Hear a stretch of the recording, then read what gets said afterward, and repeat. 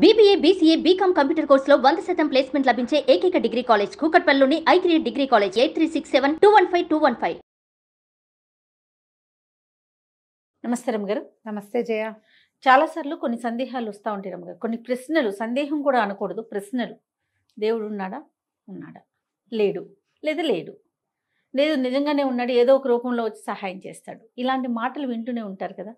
నిజంగా దేవుడు ఉన్నాడా అనే ఒక ప్రశ్న మాత్రం ప్రతి ఒక్కరిని వెంటాడుతూ ఉంటుంది. మీరేం చెప్తారండి? ఉన్నాడని చెప్తాను జయ. నేను దేవుడు లేడనుకుందాం, మనిషే ఉన్నాడు.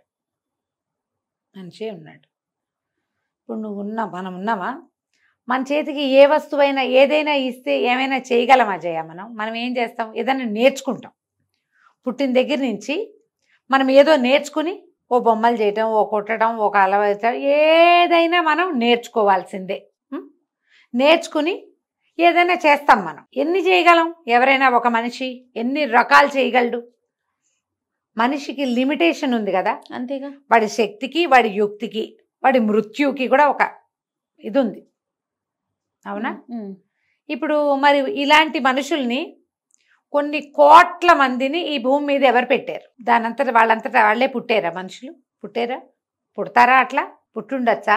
అసలు అవకాశం లేదు రమ్మగారు. ప్రశ్నకి ఆన్సరే లేదు కదా. ఏదో ఒక మానవాతీతమైన శక్తి దీన్ని చేసింది, దీన్ని డెవలప్ చేసి వదిలిపెట్టింది. ఆ మానవాతీత శక్తిని మనం దైవం అంటాం.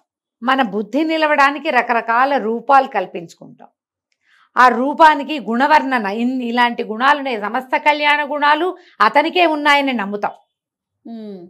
ఎందుకంటే మన మానవుల్లోనే, మనుషుల్లోనే ధైర్యము, పరాక్రమము, శౌర్యము, వీర్యము, దీంతో పాటే పిరికితనము, భయము, చేతకాంతనము, అసమర్థత ఇలాంటివి ఉంటాయి. ఈ వెనకాల రెండో చెప్పుకున్న నెగిటివ్ గుణాలు ఉన్నవాడు ఏమీ చేయలేడు.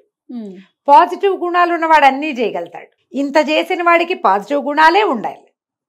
ఇంత చేయగలిగిన వాడు, మనలాగా నెగిటివ్ గుణాలు ఉంటే మనకి భయం అనుకో, ఒంటరిగా వెళ్ళలేం, మందిలోనే ఉంటాం.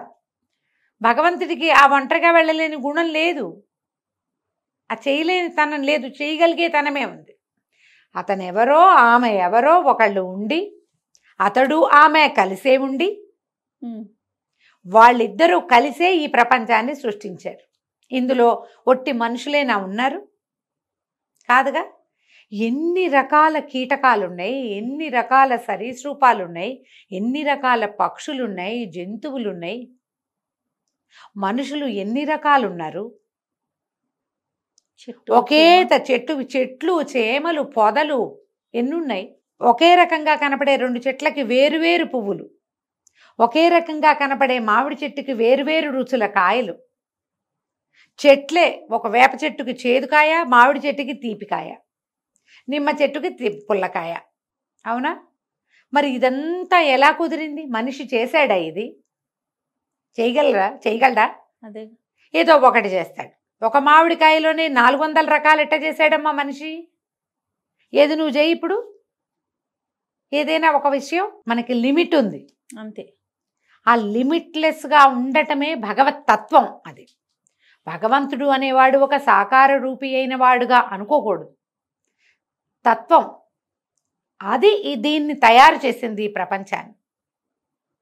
నువ్వు ఏదో ఒకటి చేస్తావు, అంతా నేనే చేశాను అనుకుంటావు. కానీ నీ వల్ల కానిది, నీ చేత కానిది, నీతో అవనిది ఏదో ఒకటి ఉంటూనే ఉంటుందా? ప్రతి వాడికి జీవితంలో ఉంటుందా? ఏంటోనండి, సడన్గా అలా అయింది, ఎలా అయిందో తెలీదు, మిరాక్యులస్గా అంటాం. సడన్గా, యాక్సిడెంటల్గా, మిరాక్యులస్గా వాడతామా? ఇవి ఎక్కడి నుంచి పుట్టాయి ఇవన్నీ? ఎలా యాదృచ్ఛికంగా ఎలా జరుగుతుంది? ఆ ఎదృచ్ఛే భగవంతుడు. ఏది లేకపోవటమే, ఏ అవకాశము లేని చోట కూడా ఆహారం లభించడమే భగవతత్వం. తప్పించుకునే ఏ దారి లేని చోట అందరూ చచ్చిపోయినా ఒక్కడు బతకటం, అదే భగవతత్వం. ఆ ఒక్కడిని బతికించటమే. ఫ్యామిలీ అంతా పోయారు, ఓ తల్లి పిల్ల మిగిలేరు. భగవంతుడు వాళ్ళ యందు ఉన్నాడు, వాళ్ళని ఉంచదలుచుకున్నాడు, అంతే. ఇప్పుడు ఆ ఉంచదలుచుకున్న తత్వం, వీళ్ళు ఎందుకండి వీళ్ళని కూడా బతికించి ఉంచడం, వీళ్ళు దుఃఖంగా ఉంటారు, ఆ దేవుడు వీళ్ళని కూడా తీసుకెళ్ళిపోకూడదా అంటారు మొదటి రోజున. కొద్ది రోజులు గడిచాక ఆ అమ్మాయి ఏ కల్పనా చావ్లానో అవుతుందమ్మా, ప్రపంచానికి ఆదర్శం అవుతుంది. ఆ కుర్రాడు ఏదో చాలా పెద్ద పదవిలోకి వెళ్ళొచ్చు, ఎంతమందికో ఆధారం అవ్వచ్చు, ఎంతో చదువుకోవచ్చు, లేదా చాలామందికి అన్నం పెట్టేలాంటి పెద్ద సంస్థను స్థాపించవచ్చు. మనం అలాంటి వాళ్ళని చూడము. వీడితో అది జయించడానికి వాడిని బతికించి ఉంచాడు భగవంతుడు. అలా బతికించే తత్వమే భగవతత్వం. నీకు అవకాశం లేకపోయినా అవకాశం కల్పిస్తుంది భగవతత్వం. అసలు సంతానమే కలగదనుకుంటాం ఒక్కొక్కళ్ళకి. ఏ ట్రయల్స్ లేకుండా పెళ్ళైన 30 ఏళ్ళకి పిల్లలు పుట్టిన వాళ్ళని చూడమా మనం? భగవంతుడు ఉన్నాడు. పెద్ద యాక్సిడెంట్ కాస్తలో తప్పితే మొత్తం బస్సులో ఉన్న 40 మంది చచ్చిపోవాల్సిందే. ఒక్క రాయి పక్కకయ్యి ఇటుపడి బతికేస్తారు. పోయేవాళ్ళు ఎలాగో పోతారు. పోయేవాళ్ళు పోతారనుకో, బతికిన వాళ్ళు ఎలా బతికారు? ఇప్పుడు లేడని ఎలా అంటాం? ఆయనే కదా. ఇంత పైగా చూడు, మనం మానవ శరీరం తీసుకో, కన్ను, ముక్కు, నోరు, నోట్లో ఎంత ప్రపంచం ఉంది జయ. ఇన్ని పళ్ళ నోటి నిండా. ముందు పళ్ళ ప్రయోగం వేరు, పక్క పళ్ళ ప్రయోగం వేరు, వెనక పళ్ళ ప్రయోగం వేరు. ఇది ఒట్టి తినడానికేనా నోరు? కాదు. వీటికి అటు ఇటు దవడలు, మధ్యలో నాలుక, వెనకాల కొండ నాలుక.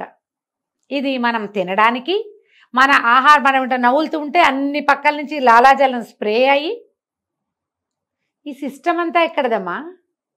మనుషులు చేయగలమా మనం? అది ఎట్లా వచ్చింది? అమ్మ కడుపులోనే కదా రమ్మగారు ఇంతగా మొదలై ఇదంతా వచ్చేసింది. ఇంత అయిపోయాం. పైగా ఈ లోపల అతి మెత్తటి నాలుక, ఈ పళ్ళ మధ్య కరుకు పళ్ళు, ఎముకలు కూడా కొరికేసేయగలిగిన పళ్ళ మధ్యలో ఆ నాలుకని కదుపుతూ దాంతో ఎన్ని సౌండ్స్ తెప్పించాడమ్మా.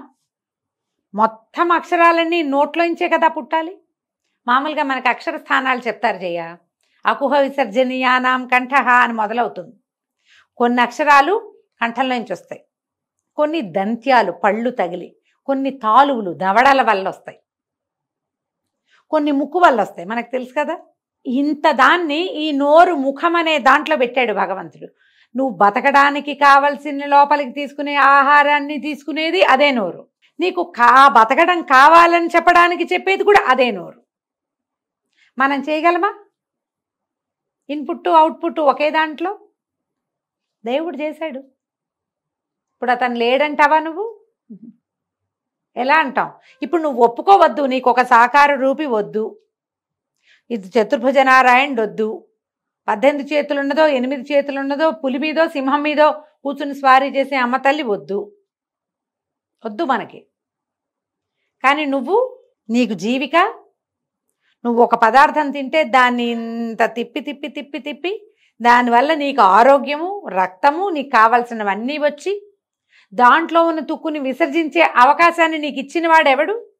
అతను లేడని నువ్వు ఎలా అంటావు? ఉన్నాడు.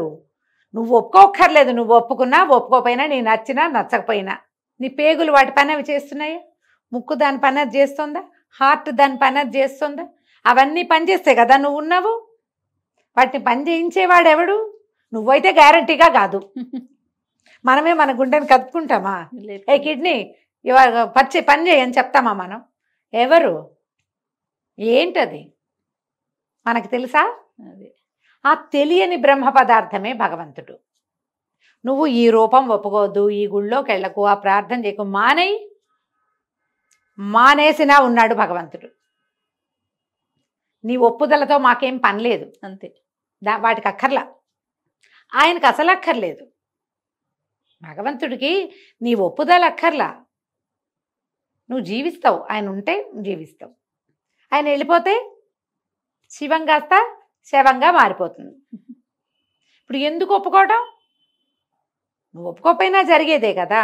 నీ హార్ట్ కూడా ఆగిపో అని నువ్వు ఆర్డర్ చేస్తే వింటుందా నీ మాట? ఆయన స్విచ్ ఆపేస్తే ఆఫ్ అవుతుంది. ఎవరో ప్రకృతి ఈ తయారు చేసిన వాడెవడో వాడు ఆపుతాడు ఆ స్విచ్.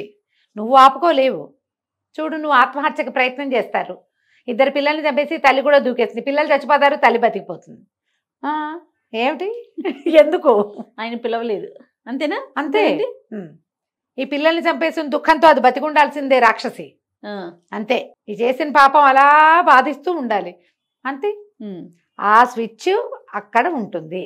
నువ్వు ఒప్పుకోకపో, నీకు నచ్చని నచ్చకపోని మా దేవుడు ఇలా ఉండాడు ఎలాగో ఉంటాడు అనుకో. నువ్వు అన్నీ నీ ఇష్టం, నువ్వు ఏదైనా అనుకో. నువ్వు అనుకున్నది ఏది కాదు. నీకు తెలియందే ఉంది ఇక్కడ, అంతే. అది నీకు తెలియక్కర్లేదు, నువ్వు ఒప్పుకోక్కర్లేదు. నిన్ను మాలాంటి వాళ్ళు కానీ ఇంకొకళ్ళు పెద్దవాళ్ళు కానీ నాలాగా 2 ముక్కలను మాట్లాడడం వచ్చిన వాళ్ళు ఒప్పించక్కర్లేదు. గంటల తరబడి పురాణ శ్రవణం చేయగలిగిన పెద్దవాళ్ళు కూడా నిన్ను ఒప్పించక్కర్లా. ఎవ్వరూ ఒప్పించకపోయినా ఇది తప్పదు, అది ఉన్నది, అంతే. ఎందుకు ఒప్పుదల కావాలా దేనికైనా? అక్కర్లేదు రమగారు. అక్కర్లేదు. ఇప్పుడు మన అమ్మా నాన్న కావాలి ఉన్నారు అని నీ ఒప్పుదల అక్కర్లేదు. వాళ్ళు ఉంటేనే నువ్వు ఉంటావు, భగవంతుడు ఉంటేనే వాళ్ళు ఒకళ్ళు ఉన్నారు అది కదా. అది ఇంతే మాట. నువ్వు ప్రార్థన ఎట్లా చేస్తావు, భగవంతుడి కోసం నువ్వు ఏ ప్రయత్నం చేస్తావు, అవన్నీ నీవి, అవన్నీ మనవి కదా. అవును. ఎలా ప్రార్థన చేసినా, నేను నారాయణ అన్నా, నువ్వు ఇంకో శివ అన్నా, జయ శ్రీకృష్ణ. ఇప్పుడు ఎంతమందిని కొత్త వాళ్ళని కలిసాను, రాధే రాధే వాళ్ళు ఒకళ్ళు, జయ శ్రీకృష్ణ వాళ్ళు, జయ శ్రీమన్నారాయణ వాళ్ళు, ఇప్పుడంతా శ్రీమాత్రే నమః వాళ్ళు బోళ్ళంతమంది. ఏదన్నా మనము కాని ఒక అతీతమైన శక్తినే మనం తలుచుకుంటున్నాం. తలుచుకోకపోయినా అది ఉన్నట్టే. దీన్ని ఒప్పుకుంటే చాలు. అంతే. నమస్తే. నమస్తే.